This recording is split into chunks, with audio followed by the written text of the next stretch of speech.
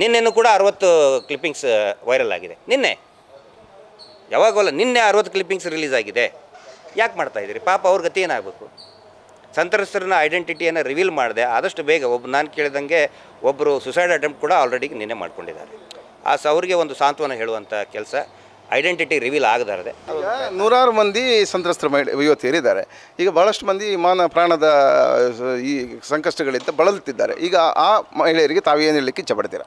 ಅವರು ಯಾವ ಕಾರಣಕ್ಕೂ ಕೂಡ ಏನೋ ಖಿನ್ನತೆ ಆಗೋದಾಗಲಿ ಅಥವಾ ಆತ್ಮಹತ್ಯೆ ಕೆಲಸ ಆಗಲಿ ಆ ಥರ ಒಂದು ಹೆಜ್ಜೆ ತಗೊಳ್ಳೋದು ಬೇಡ. ನಾವೆಲ್ಲರೂ ಕೂಡ ಇಡೀ ಸಮಾಜ ನಿಮ್ಮ ಜೊತೆಗಿದೆ. ನೀವೇನು ನಿಮಗೋಸ್ಕರ ಅದನ್ನು ಮಾಡಿಲ್ಲ, ನಿಮ್ಮನ್ನು ಬಳಸ್ಕೊಂಡಿದ್ದಾರೆ, ನಿಮ್ಮಂಥ ಅಮಾಯಕರನ್ನ ಬಳಸ್ಕೊಂಡಿದ್ದಾರೆ. ಹೀಗಾಗಿ ನೀವೇನೋ ಅದಕ್ಕೆ ತಪ್ಪಿತಸ್ಥರು ಅಂತ ತಿಳ್ಕೊಳ್ಳೋದು ಬೇಡ. ಇಡೀ ನಾಗರಿಕ ಸಮಾಜ ನಿಮ್ಮ ಜೊತೆಗಿದೆ. ಯಾವುದೇ ಕಾರಣಕ್ಕೂ ಕೂಡ ಎಲ್ಲ ಸಂತ್ರಸ್ತರಿಗೂ ಕೂಡ ನಾವು ಹೇಳೋದು, ಇದ್ದಂಥ ಇಡೀ ನಮ್ಮ ಹಾಸನದ ರಕ್ಷಣಾ ವೇದಿಕೆಯವರು ನಮ್ಮ ಸ್ನೇಹಿತರಿದ್ದಾರೆ, ಪಟೇಲರು ಆಯಿತು, ಮತ್ತು ಈಗ ನಮ್ಮ ಜೊತೆಗಿದ್ದಂಥ ಎಲ್ಲ ರಕ್ಷಣಾ ವೇದಿಕೆಯವರ ಒಂದು ಪರವಾಗಿ ನಾನು ಹೇಳೋದೇನಂತ ಹೇಳಿದರೆ, ನೀವು ಖಿನ್ನತೆಗೆ ಒಳಗಾಗಬೇಡಿ.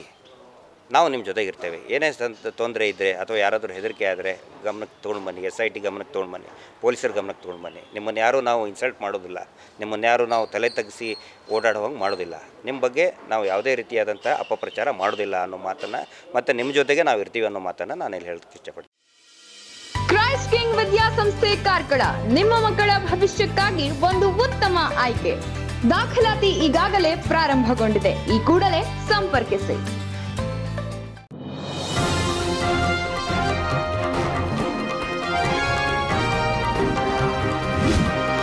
ನಿಖರ ಹಾಗೂ ಸ್ಪಷ್ಟ ಸ್ಥಳೀಯ ಸುದ್ದಿಗಳಿಗಾಗಿ ವೀಕ್ಷಿಸಿ ಸ್ವಯಂ ಟೈಮ್ಸ್ ಕಾರ್ಕಳ.